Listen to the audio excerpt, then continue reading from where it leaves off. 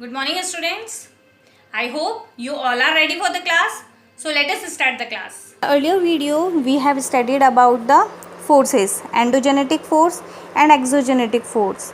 In endogenetic force we have seen that earthquake, volcano, landslides, they are the sudden forces, and mountain building, they are the forces that takes place in the million of years. Okay, they are not sudden process, they are very slow process. Okay, now in that series only we will be discussing today about that sudden process, the sudden forces, that is volcano. Okay, now what we see, a volcano is a vent means opening in the earth crust through which molten material erupts suddenly. Yes, yesterday or in the last video you can say that we have discussed that this molten material, that is magma, when the temperature increases, yes, density, temperature, pressure increases inside the earth, it comes out. ठीक है, वो क्या करता है, अर्थ से बाहर आ जाता है. Okay, look at this diagram. This is a magma chamber, means magma is filled air. आपको पता है एस्थेनोस्फेयर, उसके नीचे क्या है, लिक्विड मैग्मा है. क्लियर. और ये क्या कर रहा है, ये बाहर आ रहा है. Okay, it is coming out. ये यहाँ पे क्या करता है, ये फ्लो करना शुरू कर देता है. It keeps on flowing. और धीरे धीरे धीरे वो क्या होता है, फैलता जाता है, फैलता जाता है. और क्या होगा, when it comes in the contact with the environment, it cools down and it becomes hard like a rock. ठीक है, तो ये जहाँ से आ रहा है इसको हम क्या बोलते हैं, वेंट. क्या बोलते हैं इसे, went. And this is the mouth, ये माउथ है. ठीक है, ये माउथ, इसको हम बोलते हैं क्रेटर. क्या बोलते हैं इसे, क्रेटर. ओके, इस यहाँ पर पहले क्या होता है, गैस एंड एशेस. गैस और ऐश यहाँ पे क्या होती है, फिल्ड होती है. ठीक है, तो क्या होगा, जब पहले ये मैग्मा फोर्स करेगा, मैग्मा क्या कर रहा है, कंटिन्यूसली ऊपर की तरफ फोर्स कर रहा है, तो फोर्स करेगा तो ये बाहर आएगा. तो सबसे पहले यहाँ पे क्या होगा, गैस और एशेस फील्ड होंगी, तो ये बाहर आएंगी. क्लियर, इस वेंट के थ्रू बाहर आएगी. अभी हम इसको क्या बोलते हैं, मैग्मा. जब ये अंदर होता है तो उसको क्या बोलते हैं, magma. And when it comes out, ये जो फ्लो कर रहा है बाहर की तरफ, इसको बोलते हैं हम लावा. क्या बोलते हैं इसे, lava. Clear. This you are knowing, जो टॉप लेयर है वो कौन सी है, क्रस्ट है. और उसके नीचे मेंटल लेयर है, जहाँ पर क्या है, ये मैग्मा फिल्ड है. ओके, नाउ सी क्या होता है, जैसे कि ये आप इधर भी देख रहे हो कि ये इधर भी एक लाइन बन रही है, इधर से भी निकल रहा है, इधर से भी निकल रहा है. इट इज़ नॉट नेसेसरी कि ये बाहर ही निकल के आ जाए. कई बार क्या होता है, माउंटेन के बीच में भी थोड़ी थोड़ी सी जगह रह जाती है, और ये लावा क्या होगा, लिक्विड है.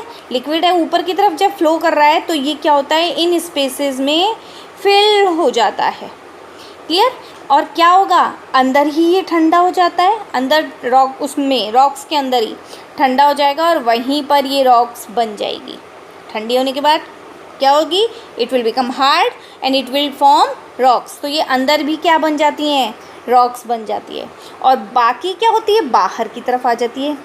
क्लियर, बाहर की तरफ आएंगी. बाहर की तरफ आने के बाद क्या होगा, ये रॉक की फॉर्म बन जाएगी. और ये जो रॉक होती है इसको हम बोलते हैं इग्नियस रॉक्स. कौन सी रॉक्स होती हैं, इग्नियस रॉक्स. अच्छा, सीधी सी बात अगर मैं बात करूँ, ये अर्थ के अंदर से आ रही है ना. अब जब ये अर्थ के अंदर से आ रही है, you have read in the previous chapter also कि जो हमारी अर्थ है वो किससे बनी है, 3 लेयर है ना, सियोल, सीमा एंड नीफे. तो एल्यूमिनियम है, मैग्नीशियम है, फेरस है, आयरन. ये क्या कर रहा है, ये भी उस लिक्विड के साथ बाहर आएगा. क्लियर। और वो इन रॉक्स में क्या होगा, इन रॉक्स के साथ लिक्विड फॉर्म में आएगा, तभी जो हमको मिनरल्स मिलते हैं वो इग्नियस रॉक्स में मिलते हैं। कौन सी रॉक्स में मिलेंगे, इग्नियस रॉक्स में। ठीक है, तो समझ में आया कि वॉल्केनो क्या होगा, बाहर आएगा, लावा बोलते हैं उसको, जिस माउथ से बाहर आता है उसे क्रेटर बोलते हैं, और जो पाइप है उसका, जिस रास्ते से आता है जो उसका पाइप है उसे वेंट बोलते हैं। सबसे पहले गैस और एशेस बाहर आती हैं। क्लियर। और ये कौन सी लेयर में है, लिक्विड कौन सी लेयर में है, हमारी मेंटल लेयर में है। आई होप कि ये डायग्राम आपको क्लियर हुआ होगा। Okay, now see what it is saying. Similarly when the lithosphere plate move the surface of the earth vibrates. जो लिथोस्फेरिक प्लेट्स हैं जब ये मूव करती हैं तो ऊपर क्या होगा, जो क्रस्ट है हमारी, क्रस्ट के अंदर भी वाइब्रेशन होता है। Clear. The vibration can travel all around the earth. ये डिपेंड करता है कि कितना तेज़ वाइब्रेशन है, कितनी दूरी तक उसको फील किया जा सकता है। क्लियर। तो क्या होगा, जब इन प्लेट्स में मूवमेंट्स होते हैं तो क्या होता है, हमारी क्रस्ट के ऊपर वाइब्रेशंस होते हैं, वो वाइब्रेशंस अर्थ पे ट्रेवल करते हैं। These vibrations are called earthquakes, और इनको हम क्या बोलते हैं, earthquake. Clear. The place in the crust where the movement starts, वो जगह जहाँ से मूवमेंट शुरू हुआ है, और वो कहाँ पर है, इन द क्रस्ट है, यानी कि क्रस्ट के अंदर वाला पार्ट, अर्थ के अंदर, ऊपर लेयर की बात नहीं कर रही हूँ मैं। ठीक है, लिथोस्फेरिक बात नहीं कर रही हूँ मैं, बल्कि मैं क्या बोल रही हूँ, इन द क्रस्ट के अंदर जहाँ से मूवमेंट शुरू होता है उसे हम बोलते हैं focus. The place on the surface about the focus is called epicentre. Suppose करो यहाँ पर सबसे पहले ये अर्थक्वेक आया है, इसको मैंने बोल दिया फोकस, और ये क्या होगा, ऊपर जाएगा, बिल्कुल ठीक इसके ऊपर, ये जो क्रस्ट के ऊपर, लिथोस्फीयर के ऊपर जो पॉइंट है, इसको बोलते हैं epicentre. Vibration travels towards the epicentre as waves, और ये क्या होता है, वेव्स के फॉर्म में ऊपर पहुंचते हैं। Great damage is usually closest to the epicentre. जो एपिसेंटर होगा इसके आसपास के एरिए में तो ज़्यादा डिस्ट्रक्शंस होगा, ठीक है, ज़्यादा नुकसान होगा। As waves epicentre and the strength of the earthquake decreases away from the centre, और जैसे जैसे दूर के एरिए में जाते जाएंगे इस एपिसेंटर से, जो इसका डिस्ट्रक्शन का इफ़ेक्ट है वो थोड़ा कम होगा। हम इस डायग्राम को भी समझेंगे। देखो, अर्थ के अंदर का ये वाला पॉइंट, ये क्रस्ट है हमारी ऊपर की, और ये हमारा अर्थ के अंदर वाला पार्ट है। ठीक है, तो ये नीचे यहाँ से सबसे पहले अर्थक्वेक आया, इसको हमने बोला focus. This is where the earthquake occurs, it is the origin of the seismic energy.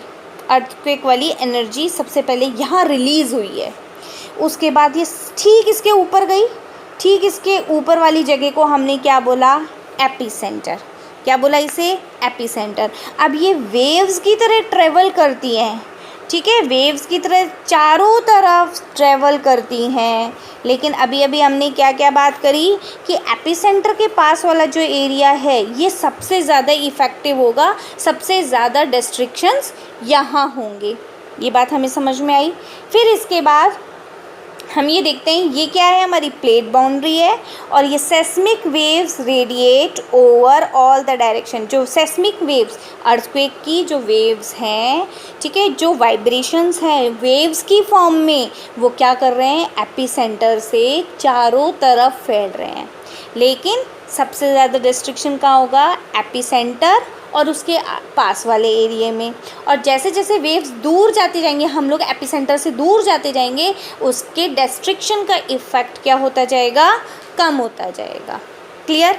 अब इस वाइब्रेशन के इफ़ेक्ट को हम एक आपकी एक्टिविटी के थ्रू समझते हैं। ये देखिए, हमने क्या किया, टेक अ कंटेनर, एक कंटेनर लिया, फिल इट विथ वाटर, उसको हमने वाटर से फिल कर दिया and close it with the lid, उसके ऊपर हमने ढक्कन रख दिया। ठीक है, देखा है ना कई बार सर्दी में मम्मी क्या करती है, पानी गर्म करती है। ठीक है, तो मम्मी कंटेनर को क्या करती है, गैस पे रखती है और उसके ऊपर से क्या कर देती हैं, उसको प्लेट से ढक देती है, लिड से कवर कर देती हैं। Put the water to boil, उसको उबलने देने के लिए। Now put some piece, spoons and bands on the top of the lid, 1-2 चम्मच रख दो, कोई मटर वटर रख दो या कुछ भी चीज़ आप उसके ऊपर, लिड के ऊपर रख सकते हो। आप थोड़ी सी देर बाद क्या देखोगे, what you notice, as the water boils, जैसे जैसे पानी उबलना शुरू होता है, the lid begins to shake, जो लिड है वो उसमें भी वाइब्रेशन शुरू हो जाता है, शेक करना शुरू कर देती है, हिलना शुरू कर देती है। The things which you have put on the lid also vibrate, जो चीज़ें आपने उस लिड के ऊपर रखी है वो भी क्या कर देती है, वाइब्रेशन करना शुरू कर देती है। The bands rolls downs and the spoons vibrate to make the sound, और हम देखते हैं कि जो स्पून है या कोई भी ऐसी चीज़ जो कि क्या हो रही है, साथ के साथ वाइब्रेशन कर रही है, तो वो साउंड प्रोड्यूस करती है, साउंड भी इसमें हमको सुनाई देती है कि हाँ वाइब्रेशन की इफ़ेक्ट हो रहा है। In the same manner the earth vibrates when the earthquake occurs, उसी तरह से जब अर्थक्वेक आएगा तो क्या होता है, क्या होगा, ऊपर की क्रस्ट पे, लिथोस्फीयर पे वाइब्रेशन शुरू हो जाता है। क्लियर। अब आप ये देखिए कि जो हमारी वेव्स हैं वो किस किस में होती है, एक तो होती है पी वेव्स, एस वेव्स और एल वेव्स। ठीक है, ये होती है लॉन्गिट्यूडनल, ये कैसी होती हैं, लॉन्गिट्यूडनल वेव्स होती हैं, पी वेव्स। क्लियर। फिर उसके बाद होती है एस वेव्स। एस वेव्स कैसी होती हैं, इस तरह से चलती हैं ये। क्लियर। सबसे पहले पी पहुंचती है, सबसे पहले एपिसेंटर पे कौन सी रेस पहुंचेगी, पी, देन एस, और जो एल वेव्स है ना वो क्रस्ट के ऊपर चलती हैं और बहुत स्लो चलती हैं और बहुत ज़्यादा जिगजैग वे में चलती हैं। कैसे चलेगी, जिगजैग वे में, और ये जिगजैग वे में जितनी चलती हैं, जितनी ज़्यादा एल वेव्स प्रोड्यूस होती हैं उतना ज़्यादा डिस्ट्रक्शन होता है, यानी कि एल वेव सबसे ज़्यादा खतरनाक होती हैं, सबसे लास्ट में आती हैं क्रस्ट के ऊपर, लेकिन सबसे ज़्यादा डिस्ट्रक्शन करती हैं। ठीक है, तो कौन कौन सी वेव्स हुई, पी वेव्स, एस वेव्स और L waves. Clear. Now here what we see, we have an example of destruction caused by the earthquake in Gujarat. Yes, there was a massive earthquake that hits in Bhuj. भुज के अंदर आया था on 26 January 2001. Yes, एक school building थी या कुछ वहाँ पे एटलीस्ट 971 स्टूडेंट्स और 31 टीचर्स, उनको ये डर था कि अब वो लोग नहीं बचेंगे, तो वो स्कूल की बिल्डिंग से ही कूद गए थे और उन सब की भी क्या हो गई थी, डेथ हो गई थी। ठीक है, और इट वाज वेरी, मतलब बहुत ज़्यादा डिस्ट्रक्टिव था ये। क्लियर। तो अर्थक्वेक, अब ये पता कैसे पड़ता है, ठीक है, the question arises how do it is, how it is measured and how we can say. Now see, an earthquake is measured with the machine called seismograph. जिस मशीन से अर्थक्वेक को मेज़र किया जाता है उसे हम बोलते हैं सिस्मोग्राफ।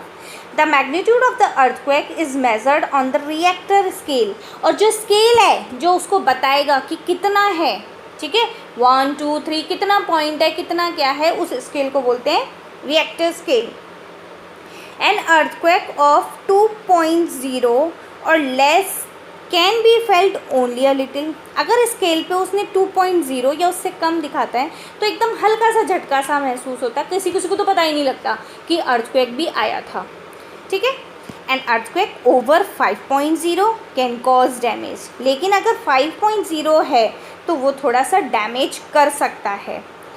ठीक है, फ्रॉम थिंग्स फॉलिंग, जब चीज़ें ऊपर से नीचे गिरेंगी, शेक होगा तो क्या होगा, चीज़ें गिरेंगी और उससे क्या होगा, थोड़ा सा डैमेज होगा।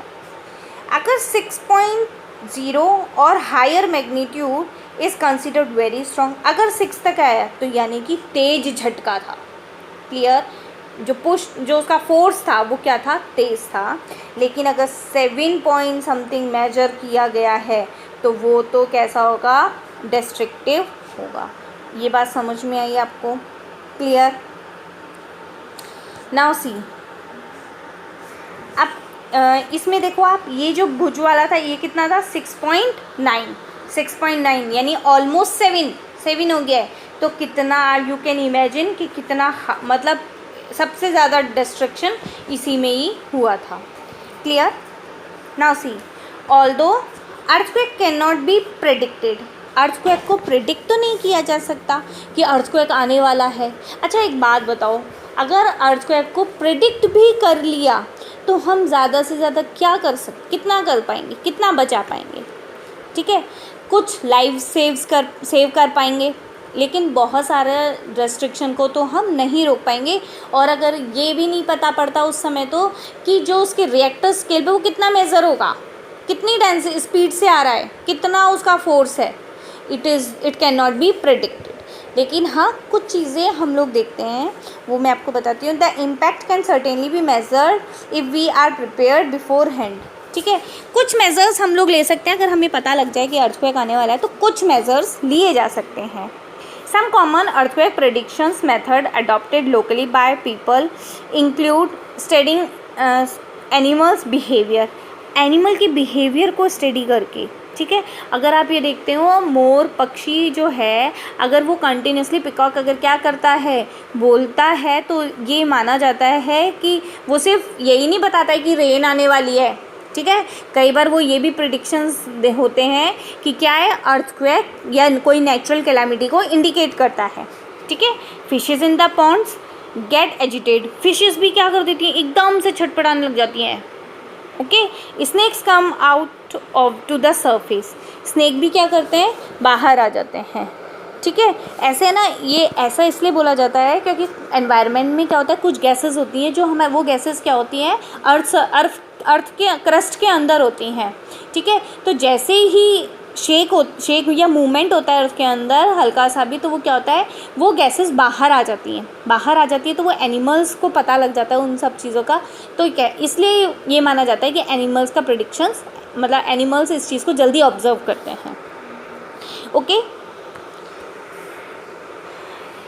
नाउ अर्थक्वेक प्रिपेयर्डनेस, हम लोग क्या कर सकते हैं उसके लिए? सेफ स्पॉट, देखो क्या करना चाहिए, अंडर अ किचन काउंटर के नीचे छुप जाना चाहिए, टेबल या डेस्क के ऊपर, against on an inside corner और वॉल, जो कोना होता है ना, घर का कोना, वहाँ जा कर के खड़े हो जाना चाहिए। ठीक है, क्यों? क्योंकि जो सीधी दीवार है वो जल्दी गिरेगी, कोने वाली के जब गिरेगी तो वो कोना क्या होता है, सेफ होता है। क्लियर? स्टे अवे फ्रॉम, किस चीज़ से दूर रहना चाहिए? Fire place, areas around chimneys, Windows that shelter including mirrors, खिड़कियाँ जिसके अंदर क्या होते हैं, कांच लगे हुए होते हैं, पिक्चर्स फ्रेम्स होते हैं। और क्या करना चाहिए हमको?